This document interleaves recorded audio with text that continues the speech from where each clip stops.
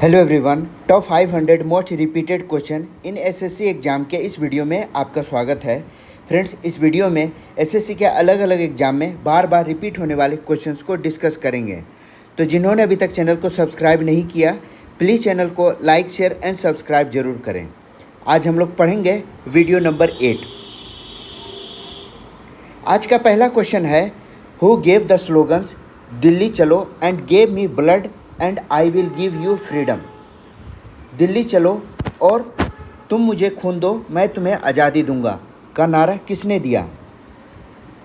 बहुत ही चर्चित है, बहुत आसान सा सवाल है। दिल्ली चलो और तुम मुझे खून दो और मैं तुम्हें आज़ादी दूंगा, यह नारा सुभाष चंद्र बोस के द्वारा किया गया था। सुभाष चंद्र बोस, जिन्होंने आज़ाद हिंद फौज के नेतृत्व में स्वतंत्रता संग्राम को और अधिक राष्ट्रवादी या उग्र बनाया। उन्होंने इन नारों से युवाओं को स्वतंत्रता संघर्ष से जोड़ने का प्रयास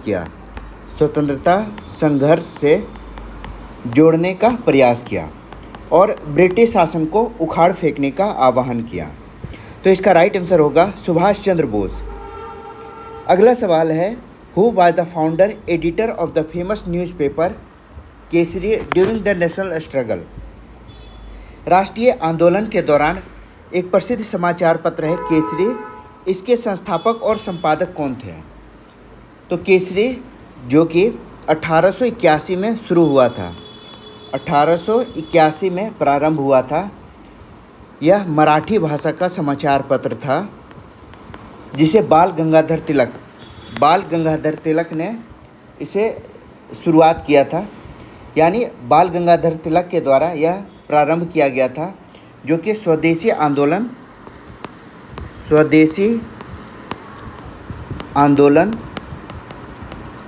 और ब्रिटिश के जो विरोधी विचार है, ब्रिटिश विरोधी विचार को समर्थित था।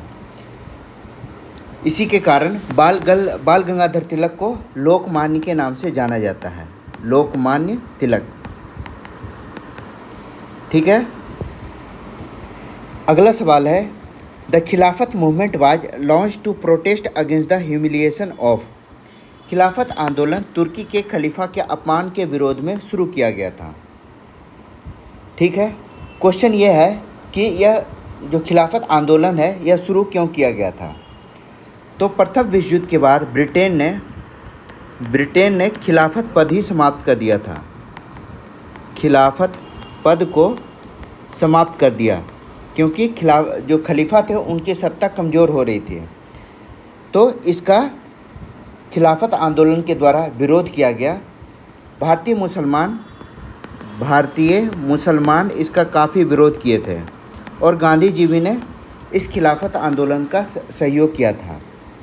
ठीक है। और इसके लिए मुस्लिमों को असहयोग आंदोलन से जोड़ा था। तो इसका राइट आंसर होगा तुर्की के खलीफा के विरोध किया जाने वाला खिलाफत आंदोलन। अगला सवाल है, the Simon commission sent by the British government was boycotted because. British सरकार के द्वारा भेजे गए साइमन कमीशन का बहिष्कार क्यों किया गया था? तो सबसे पहले साइमन कमीशन 1927 में भारत भेजा गया था। क्यों? क्योंकि साइमन कमीशन का यहाँ आने का उद्देश्य था भारत में हुए संवैधानिक सुधारों की संपरीक्षा करना, यानी कितने संवैधानिक सुधार हुए हैं या कितना और करना है। तो इसके लिए जो कमेटी आई थी उसमें एक भी भारतीय नहीं थे। इसी के कारण साइमन गो बैक के नारे लगे थे। साइमन गो बैक का नारा लगा था। तो इसका मेन रीज़न यही था, चूँकि भारत के संवैधानिक सुधारों की बात हो रही थी और इसमें एक भी भारतीय सदस्य नहीं था, इसके कारण इसका कड़ा विरोध किया गया। अगला सवाल है, federal form of government at the centre was introduced in India under. Bharat में केंद्र सरकार में संघीय शासन प्रणाली किस अधिनियम के तहत लागू की गई? जो केंद्रीय शासन प्रणाली है वह केंद्र और प्रांत दोनों में भारत सरकार अधिनियम 1935 गवर्नमेंट ऑफ इंडिया एक्ट 1935 के द्वारा केंद्र और प्रांत दोनों में संघीय ढांचा लागू किया गया। संघीय ढांचे को लागू किया गया। प्रांतीय स्वायत्तता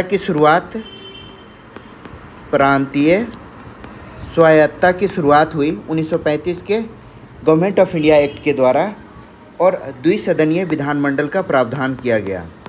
द्विसदनीय विधानमंडल का प्रावधान किया गया। ठीक है, तो इसे याद रखिएगा। कई बार यह सवाल पूछा जा चुका है। यहाँ तो 4 बार रिपीटेड दिखा रहा है, लेकिन यह 10 से अधिक बार पूछा जा चुका है। Hornbill Festival which is also called as festivals of festivals is celebrated in which state. Hornbill महोत्सव, जिसे फेस्टिवल ऑफ फेस्टिवल कहा जाता है, यह किस राज्य में मनाया जाता है? तो यह नागालैंड का काफ़ी चर्चित फेस्टिवल है। यह नागालैंड के राजधानी कोहिमा के एक पास में एक गांव है जिसका नाम है किसामा। किसामा गांव में नागा जनजाति के द्वारा अपने संस्कृति, संगीत और नृत्य के उत्सव के रूप में इसे मनाया जाता है। इसके कारण इसे फेस्टिवल ऑफ फेस्टिवल्स भी कहा जाता है। क्लियर है? अगला सवाल है, what is the traditional bamboo dance of Mizoram called. Mizoram का जो पारंपरिक बांस नृत्य है वह क्या कहलाता है? आपने कई बार देखा होगा कि मिजोरम के लोग बांस पर नृत्य करते दिखते हैं। तो यह जो नृत्य है वह चेराव नृत्य के नाम से जाना जाता है। इसमें बांस के छड़ों के बीच लयबद्ध के रूप में इसमें नृत्य किया जाता है। यह उत्सव में, विशेष करके विवाह में इसका प्रदर्शन किया जाता है, इस बांस उत्सव का। इसे मिजो संस्कृति के पहचान के रूप में जाना जाता है। यह मिजो संस्कृति की पहचान है। क्लियर है? अगला सवाल है, to which state does the traditional folk dance Gotipua belong. पारंपरिक लोक नृत्य है गोटीपुआ, वह किस राज्य से संबंधित है?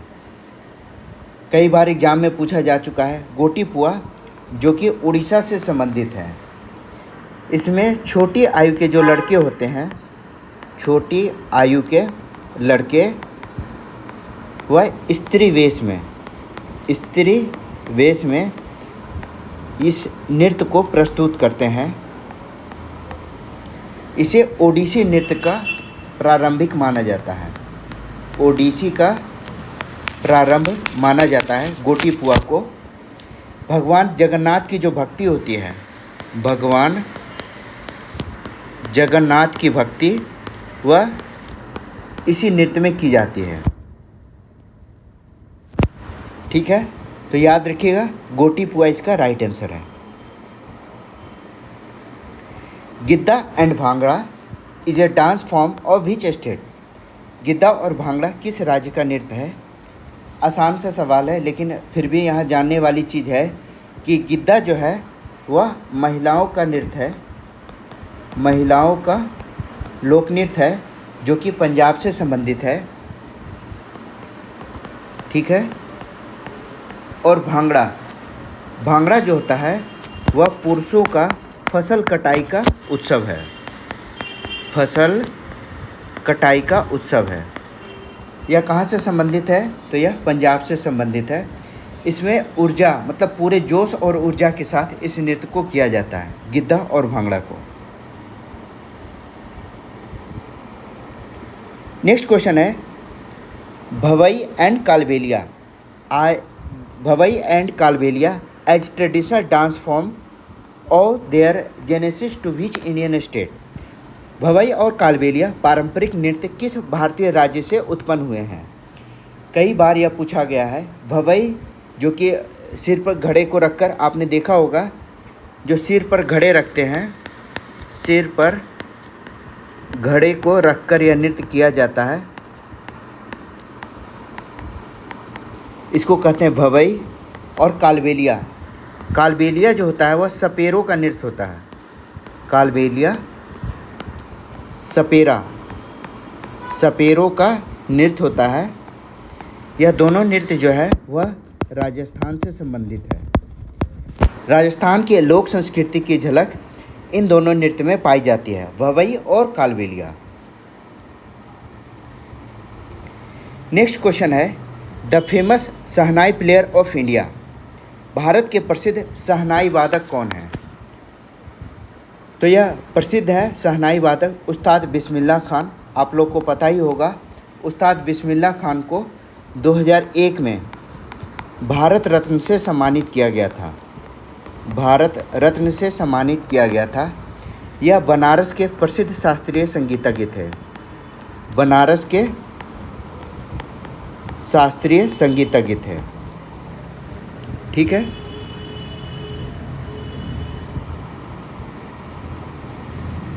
नेक्स्ट है Pattachitra style of painting is one of the oldest and most popular art form of. Pattachitra चित्रकला सबसे पुरानी और लोकप्रिय कला शैलियों में से एक है। यह किस राज्य से संबंधित है? तो इसका संबंध उड़ीसा से है। पट्टचित्र कला, इसका संबंध उड़ीसा से संबंधित है।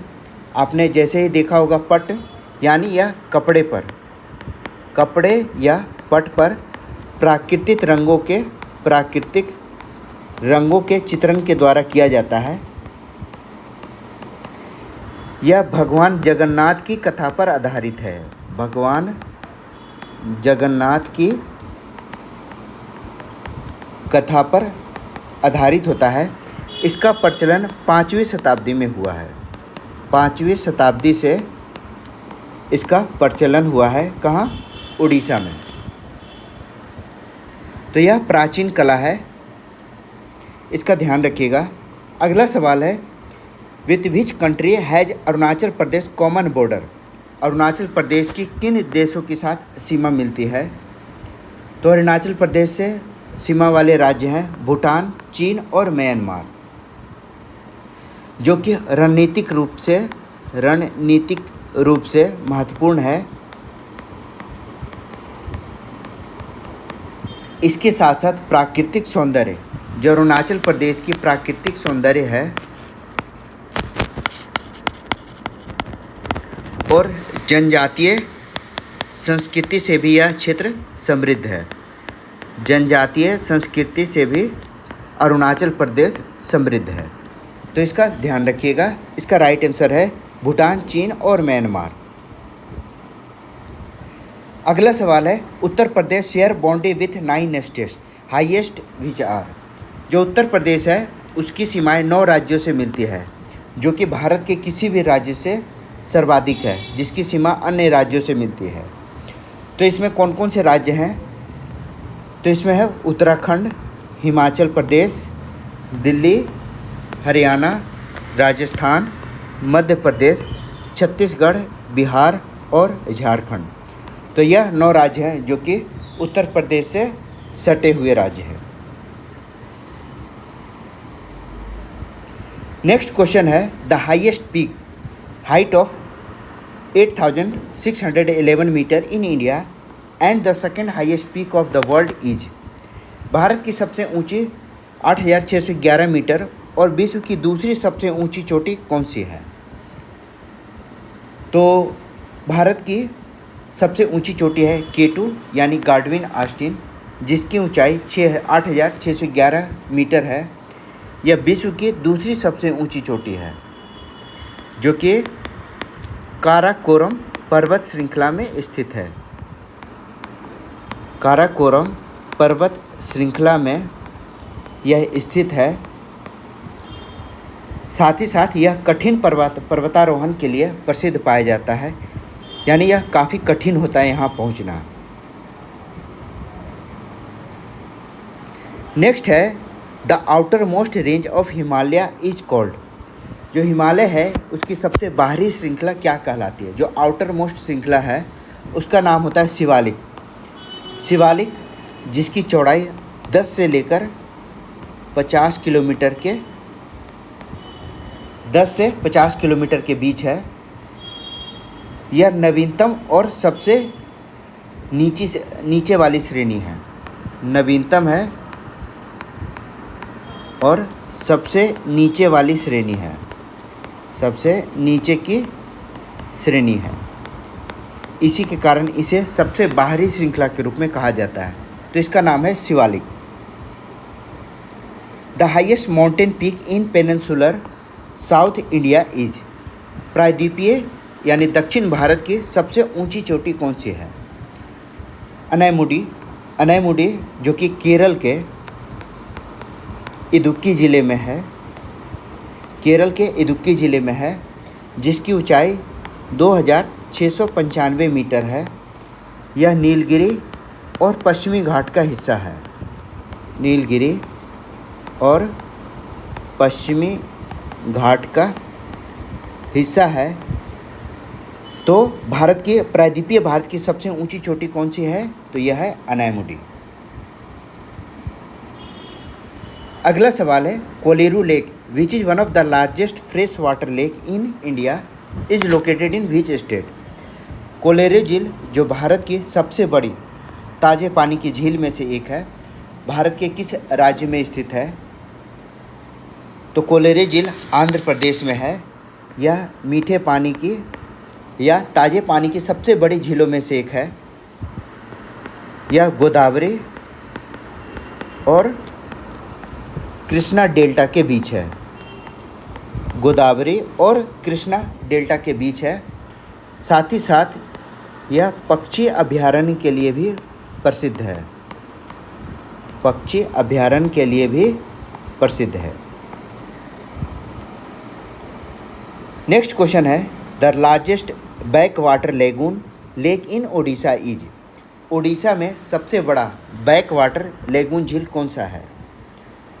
तो अभी पढ़ा, भारत की सबसे बड़ी खारे पानी की जो लेगून झील है वह है चिल्का झील। इससे पहले ताज़े पानी की झील के बारे में पढ़े थे। यह खारे पानी की झील है। तो बैक वाटर लेगून झील में चिल्का झील इसका राइट आंसर होगा। यह भी मछली पालन और पर्यटन के साथ साथ पक्षियों का महत्वपूर्ण आश्रय स्थल है। पक्षियों का आश्रय स्थल है। ठीक है।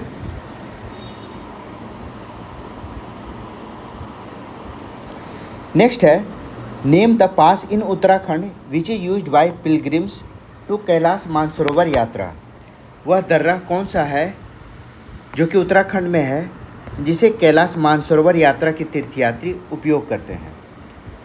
तो कैलाश मानसरोवर यात्रा के तीर्थयात्री लिपुलेख दर्रे का प्रयोग करते हैं। यह कैलाश मानसरोवर यात्रा के मार्ग में है। साथ ही साथ भारत और चीन और नेपाल, इन तीनों के बीच त्रिकोणीय सीमा बनाती है। त्रिकोणीय सीमा के पास है। यह उच्च हिमालयी दर्रा है। उच्च हिमालयी दर्रा है। नेक्स्ट है, the confluence of the river.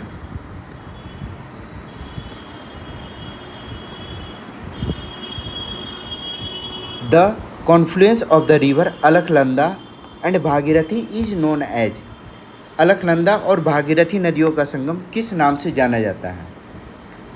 तो अलकनंदा और भागीरथी देवप्रयाग के नाम से जाना जाता है। देवप्रयाग से ही गंगा नदी का उद्गम होता है। गंगा नदी का उद्गम देवप्रयाग से होता है। यह उत्तराखंड का पवित्र तीर्थ स्थल है।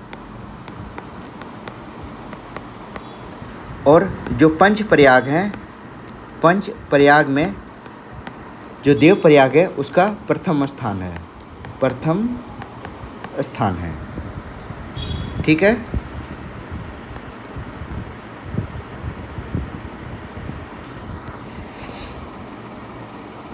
नेक्स्ट क्वेश्चन है, which river of India is called वृद्ध गंगा ऑफ दक्षिण गंगा। भारत की कौन सी नदी को वृद्ध गंगा या दक्षिण गंगा कहा जाता है?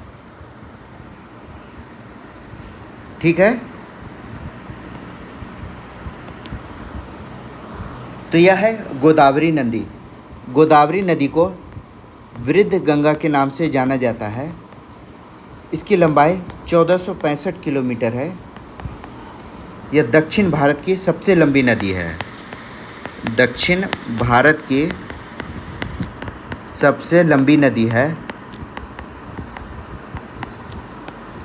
इसका उद्गम जो है, इसका उद्गम कहाँ हुआ है? तो यह त्र्यंबकेश्वर से इसका उद्गम हुआ है। त्र्यंबकेश्वर से, जो कि महाराष्ट्र में है। तो महाराष्ट्र से इसका उद्गम हुआ है। नेक्स्ट क्वेश्चन है, river is the only natural water source that drains inside a lake in the desert. कौन सी नदी है जो रेगिस्तान में एक झील में बहती है? ठीक है, तो रेगिस्तान में झील में बहने वाली नदी है लूनी नदी। इसका उद्गम जो होता है, लूनी नदी का उद्गम यह अरावली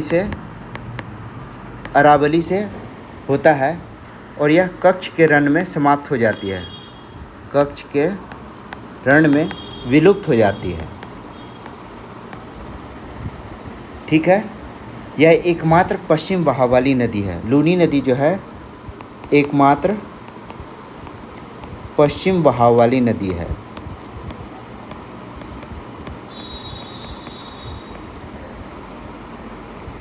नेक्स्ट क्वेश्चन है, which river makes an estuary. कौन सी नदी डेल्टा या मुहाना बनाती है? तो डेल्टा या मुहाना बनाने वाली नदी को एस्चुअरी भी कहा जाता है। यह अरब सागर में गिरती है। अरब सागर में गिरती है। इसमें प्रमुख नदी है नर्मदा। नर्मदा नदी जो कि डेल्टा या मुहाना बनाती है।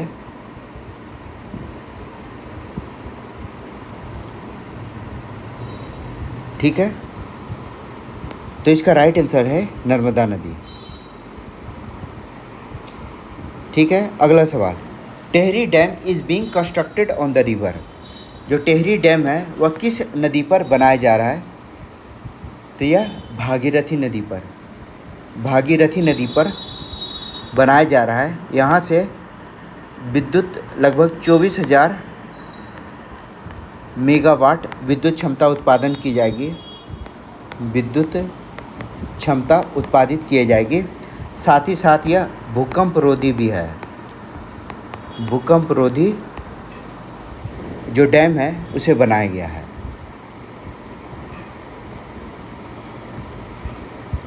नेक्स्ट क्वेश्चन है, which is the highest river dam in India. Bharat का सबसे ऊंचा नदी डैम कौन सा है? अभी पढ़ा था टेहरी डैम। ठीक है, टेहरी डैम जो है वह बहुउद्देशीय परियोजना है। इससे जल विद्युत, अभी बताया, जल विद्युत, सिंचाई के साथ साथ पेयजल में भी इसका प्रयोग किया जाता है। इसलिए यह महत्वपूर्ण बहुउद्देशीय परियोजना में से माना जाता है। Bhakra Nangal dam is built on. Bhakra Nangal dam किस नदी पर बना है? तो यह सतलज नदी पर इसे बनाया गया है। हिमाचल प्रदेश और पंजाब की सीमा पर है। हिमाचल और पंजाब की सीमा पर यह बनाया गया है। इसे भारत का आधुनिक मंदिर कहा गया है। आधुनिक मंदिर कहा गया है क्योंकि इसका प्रयोग सिंचाई के साथ साथ जल विद्युत में भी किया जा रहा है। नेक्स्ट है, heavy rainfall during the month of October and November is received by. अक्टूबर और नवंबर में भारी वर्षा किस तट को प्राप्त होती है? तो अक्टूबर नवंबर में जो वर्षा होती है वह कोरोमंडल तट में होती है। इसका कारण क्या होता है? तो इसका कारण है उत्तरी पूर्वी मानसून। उत्तरी पूर्वी मानसून के कारण तमिलनाडु, दक्षिण आंध्र प्रदेश को सर्वाधिक लाभ होता है। जो कि रबी फसल के उत्पादन के लिए महत्वपूर्ण होता है। रबी फसल के लिए महत्वपूर्ण होता है। ठीक है। नेक्स्ट है, which state receive rainfall during winters in the north west part due to western disturbance. कौन सा राज्य सर्दियों में पश्चिमी विक्षोभ के कारण उत्तर पश्चिम हिस्से में वर्षा प्राप्त करता है? तो पश्चिमी विक्षोभ जो कि हिमालय से टकराने वाले पश्चिमी तूफान होते हैं। हिमालय से टकराने वाले पश्चिमी तूफान होते हैं, जिसके कारण इससे ओलावृष्टि भी होती है। क्योंकि यह हिमालय से टकरा के आते हैं, जिसके कारण ओलावृष्टि होती है, जो कि रबी की गेहूं फसल को, इससे गेहूं के फसल को सहारा मिलता है।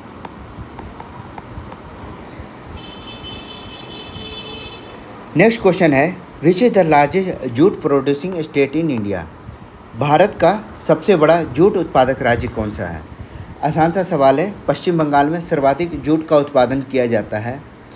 जो हुगली नदी का डेल्टाई क्षेत्र है, हुगली नदी का डेल्टाई क्षेत्र, वह जूट के लिए काफ़ी महत्वपूर्ण है। गंगा ब्रह्मपुत्र की जो उपजाऊ भूमि है, गंगा ब्रह्मपुत्र की उपजाऊ भूमि, यह जूट उद्योग का प्रमुख केंद्र है। ठीक है।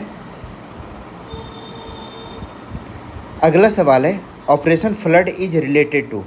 ऑपरेशन फ्लड किससे संबंधित है? तो यह दूध उत्पादन से संबंधित है। 1970 में राष्ट्रीय डेयरी विकास बोर्ड का गठन किया गया था। भारत को दुनिया का सबसे बड़ा जो दूध उत्पादक है वह कहा जाता है। श्वेत क्रांति का जो आधार था वह यही ऑपरेशन फ्लड था। अगला सवाल है, in India yellow revolution is associated with. Bharat में येलो रिवॉल्यूशन किससे जुड़ा हुआ है? तो यह तेल उत्पादन से संबंधित है। येलो जो कि तिलहन उत्पादन से खाद्य तेलों में आत्मनिर्भरता के लिए येलो रिवॉल्यूशन को शुरू किया गया था। यह भी हरित क्रांति का प्रमुख हिस्सा था। द मोनेटाइज sands on the Kerala coast largest reserve use for generating nuclear energy contain. Kerala तट पर मोनाजाइट बालू सबसे बड़ी जमा जो परमाणु ऊर्जा उत्पादन में प्रयोग होती है, इसमें क्या पाया जाता है? तो केरल के मोनाजाइट बालू में थोरियम पाया जाता है, जो कि परमाणु ऊर्जा के उत्पादन का स्रोत है। परमाणु ऊर्जा के उत्पादन का प्रमुख स्रोत है। इसके तटीय क्षेत्रों में इसका विशाल भंडार पाया जाता है। इसी के कारण भारत के भविष्य की जो परमाणु ईंधन है वह काफ़ी प्रचुर है। Tummalapalle where huge reserve of uranium have been found as announced by the atomic energy commission in July 2011 lies in the state of. Tummalapalle जहाँ बड़ी मात्रा में यूरेनियम पाया जाता है, आंध्र प्रदेश राज्य में स्थित है। तो इसका राइट आंसर है आंध्र प्रदेश, जहाँ 2011 में, जुलाई 2011 में आंध्र प्रदेश के कडप्पा ज़िले में है। आंध्र प्रदेश के कडप्पा ज़िले में यह प्रमुख स्रोत खोजा गया, जो कि परमाणु ईंधन के लिए काफ़ी महत्वपूर्ण है। अगला सवाल है, Jaduguda in Singhbhum district Jharkhand is an important mine for. Jaduguda का सिंहभूम जिला जो कि झारखंड में यूरेनियम का महत्वपूर्ण खनन स्थल है। तो क्वेश्चन में पूछा गया है कि यह कहाँ है जादूगुड़ा, तो यह झारखंड में है। भारत की पहली यूरेनियम खदान के रूप में जाना जाता है। भारत की पहली यूरेनियम खदान के रूप में जाना जाता है। ऑब्वियस है, यह परमाणु ऊर्जा उत्पादन हेतु काफ़ी महत्वपूर्ण है। अगला सवाल है, the 3 R to save the environment are. परमाणु बचाने के लिए, पर्यावरण बचाने के लिए 3 R क्या है?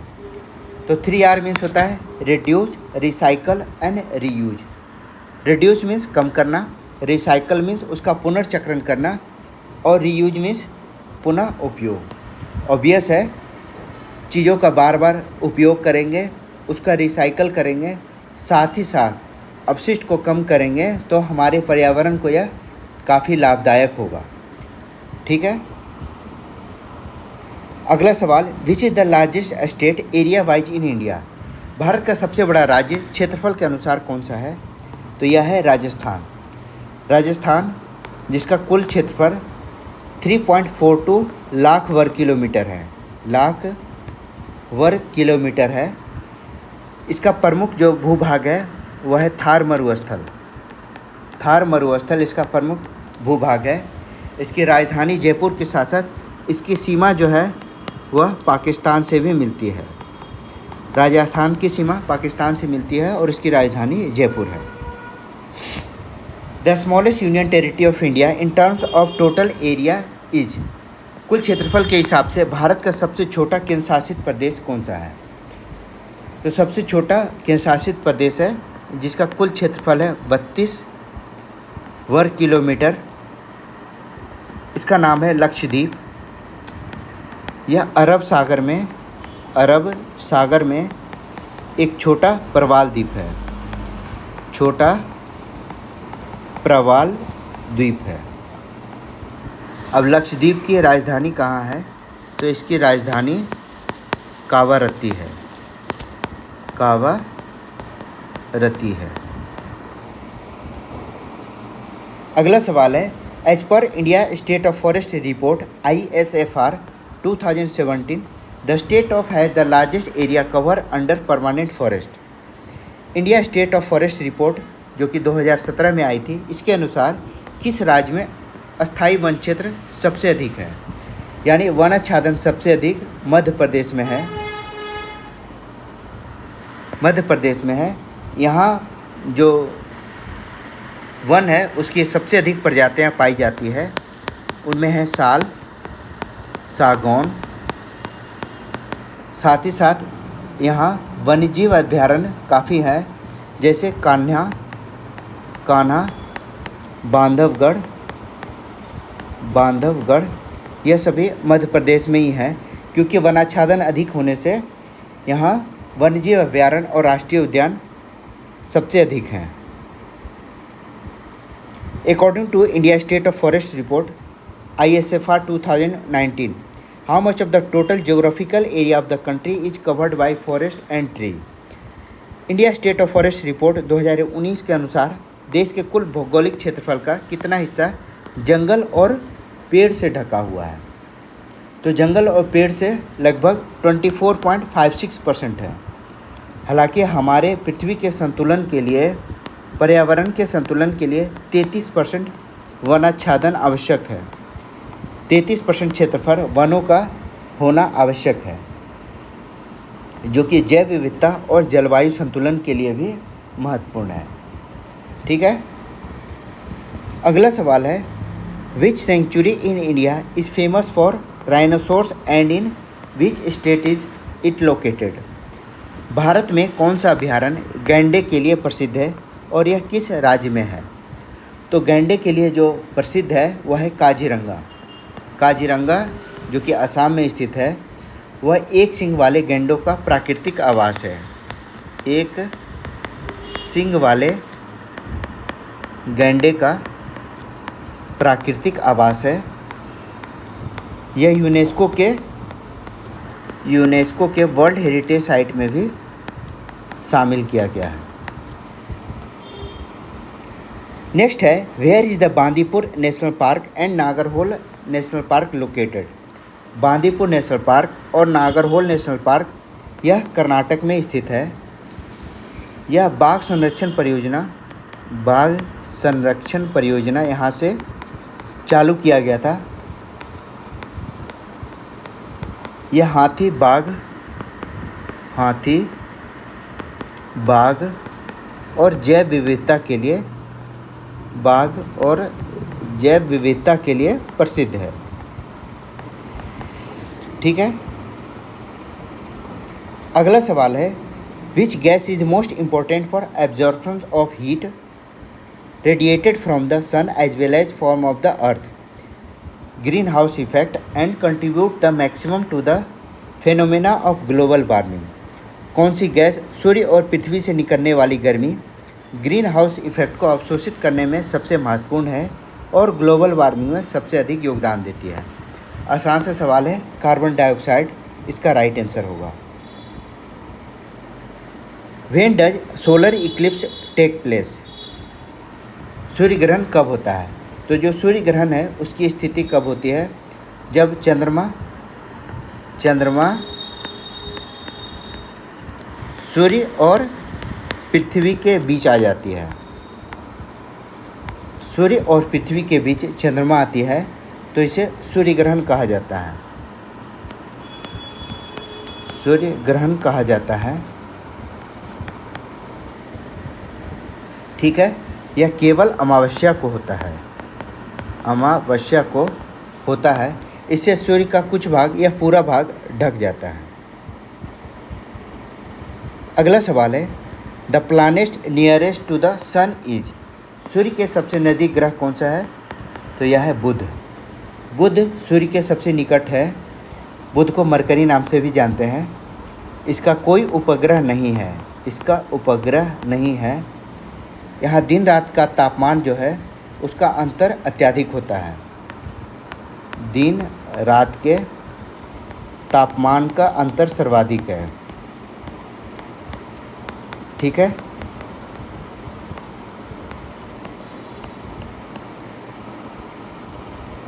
Which planet in our solar system is nearly as big as the Earth and also known as Earth's twin? हमारे सौर मंडल का कौन सा ग्रह पृथ्वी के बराबर बड़ा है और पृथ्वी का जुड़वा भी कहलाता है? तो पृथ्वी की जुड़वा बहन वह है शुक्र। शुक्र जो है इसका आकार और द्रव्यमान, शुक्र का आकार और द्रव्यमान यह दोनों पृथ्वी के समान है।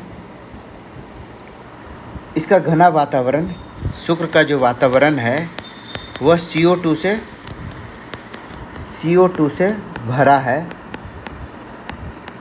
शुक्र को प्रातः या सांझ का भी तारा कहते हैं। प्रातः या सांझ का तारा भी कहते हैं।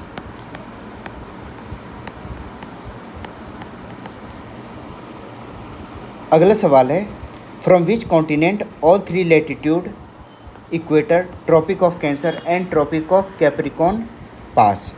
किस महाद्वीप से सभी तीन अक्षांश रेखाएं गुजरते हैं? कौन सी तीन अक्षांश रेखाएं? विषुवत रेखा, कर्क रेखा और मकर रेखा। तो इससे गुजरने वाली है किस महाद्वीप से? तो यह अफ्रीका महाद्वीप से गुजरती है। इसलिए सबसे अधिक जलवायु वाला महाद्वीप कहलाता है अफ्रीका। यहाँ सहारा मरुस्थल से लेकर वर्षावन तक सभी प्रकार का मौसम पाया जाता है। ठीक है। Which imaginary lines represent the line joining the places of equal rainfall? कौन सी काल्पनिक रेखाएं उन स्थानों को जोड़ती है जहां समान वर्षा होती है? समान वर्षा को जोड़ने वाले स्थान को आइसोहाइट कहा जाता है। आइसोहाइट। इसका प्रयोग वर्षा वितरण और कृषि योजना में सहायक होता है। वर्षा के वितरण का पता लगाने में तो साथ ही साथ कृषि का योजना बनाने में आइसोहाइट का प्रयोग किया जाता है ताकि इसके अनुकूल योजना बनाए जा सके। Which is not a part of the solar system? कौन सा सौर मंडल का हिस्सा नहीं है? सौर मंडल का हिस्सा नहीं है तो यह है नेबुला। नेबुला क्या है? यह तारों से बनने वाला, नेबुला तारों से बनने वाला यह गैसीय धूल का बादल है। गैसीय धूल का बादल है जिसे नेबुला का नाम दिया गया है। यह किसी ग्रह, उपग्रह या सूर्य का भाग नहीं है। ठीक है। अगला सवाल, सुएज कनाल कनेक्ट्स, सुएज नहर जोड़ती है तो यह किससे जोड़ती है? यह मेडिटेरियन सी और रेड सी यानी भूमध्य सागर और लाल सागर को जोड़ती है। यह मिस्र में स्थित है। यूरोप और एशिया के बीच, यूरोप और एशिया के बीच इससे लगभग 7000 किलोमीटर दूरी कम होती है।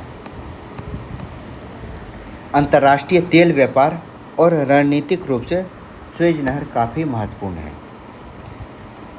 तो ये था most repeated question of SSC के वीडियो नंबर 8। अगर वीडियो में कोई सुझाव या वीडियो अगर अच्छा लगे तो प्लीज़ वीडियो को लाइक कीजिएगा, सुझाव हो तो कोई कमेंट कीजिएगा, अपने दोस्तों के साथ भी ज़रूर शेयर कीजिएगा और चैनल को सब्सक्राइब करना नहीं भूलिएगा। मेरा नाम है Rahul Sinha. Thank you for watching.